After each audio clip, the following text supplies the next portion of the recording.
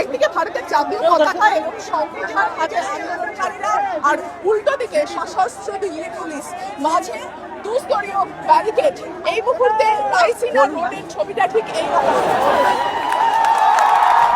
রাইসিনা রোডের সামনে থেকে যে ব্যারিকেড ছিল সেই ব্যারিকেড ভেঙে আন্দোলনকারীরা এগিয়ে এসছে প্রেস ক্লাব অফ ইন্ডিয়ার সামনে। সেখানেও পুলিশের তরফ থেকে একটি ব্যারিকেড তৈরি করা হয়েছে, যে ব্যারিকেড টপকে আমরা দেখতে পাচ্ছি আন্দোলনকারীরা সংসদ ভবনের দিকে, তাদের যে উদ্দেশ্য সংসদ ভবনের দিকে এগিয়ে যাওয়া, সেই উদ্দেশ্যে সেই গন্তব্যে তারা রওনা দিচ্ছে। এবং সেখানে পুলিশ রয়েছে, র্যাফ রয়েছে, সিকিউরিটি রয়েছে, তারা কখনো কখনো তাদের তাড়া করছে, কিন্তু আন্দোলনকারীরা সেই ব্যারিকেড, সেই বাধা টপকে তারা তাদের গন্তব্যের দিকে এগিয়ে যাচ্ছে।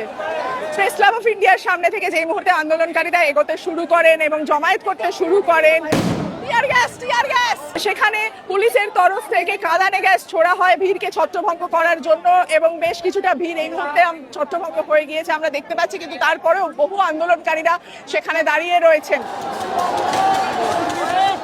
এর মাঝেই ককরোচ জনতা পার্টির আরেক আন্দোলনকারী সৌরভ দাস জানিয়েছেন, ককরোচ জনতা পার্টির প্রতিষ্ঠাতা প্রধান অভিজিৎ দীপকে অনশন মঞ্চ থেকে তুলে নিয়ে গিয়েছে দিল্লি পুলিশ। যদিও তার 1 ঘন্টার মাথায় এক্স হ্যান্ডেলে তিনি আরেকটি পোস্ট করে জানান অভিজিৎ দীপকে আটক বা গ্রেপ্তার করা হয়নি।